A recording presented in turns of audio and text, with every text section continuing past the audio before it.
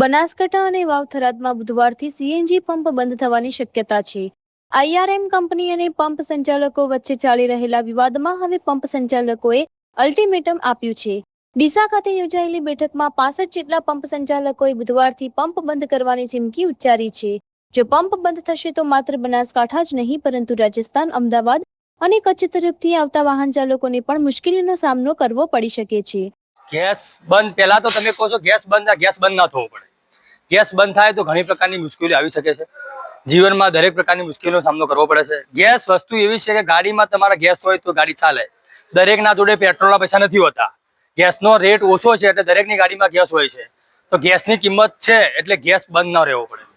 સતત ગેસના ભાવ વધી રહ્યા છે। 2-3 મહિનાથી અમે બહુ હેરાન છીએ અને અમે આ બુધવારથી પંપ બંધ થવાના છે। તો હવે આગળ શું કરવાનું? છેલ્લા 2-3 મહિનામાં 10-12 રૂપિયાનો વધારો થયો છે। તો આમ લોકોને ખૂબ તકલીફ પડે છે।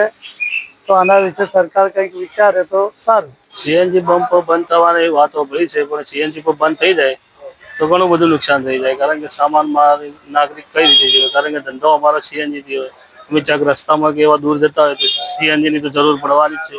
તો સીએનજી પંપ જ બંધ થઈ જાય તો પછી ધંધો કઈ રીતે ચાલે? સીએનજી પંપોની અમુક માંગો એમને મૂકી છે, તો એના વિશે શું કહે?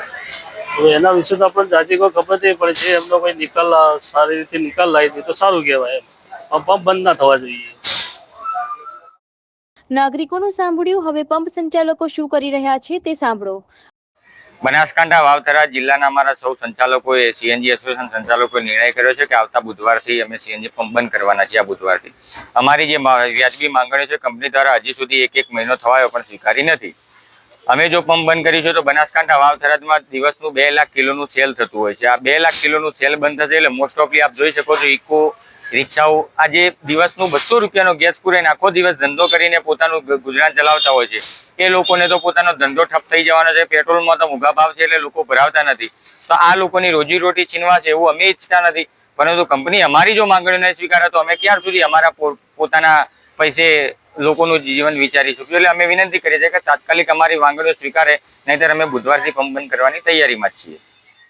અને છેલ્લે ખાલી બોલજો કે આ સીએનજી પંપ બંધ થશે તો બનાસકાંઠા અને વાવ-થરાદનું કામ ઠપ થઈ જશે। બનાસકાંઠા અને વાવ-થરાદના 65 જેટલા સીએનજી પંપો બુધવારે બંધ રહેશે। કારણ એ છે કે આઈઆરએમ કંપની અને ગેસ ડીલરો વચ્ચે અત્યારે છેલ્લા ખાસા સમયથી વિવાદ ચાલી રહ્યો છે। સંચાલકોની માંગ એવી છે કે કંપની તેમની માંગો સાંભળે અને ઝડપથી નિવારણ લાવે।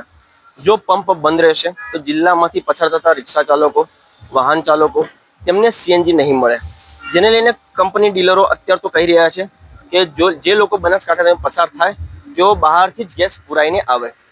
હવે જોવાનું એ રહ્યું કે કંપની કેટલી ઝડપથી આ લોકોની માંગ સ્વીકારે છે કે નહીં સ્વીકારે અને આગળ કેવી પરિસ્થિતિ ઊભી થાય। આસ્તિક જોશી, આદેશ ગુજરાત।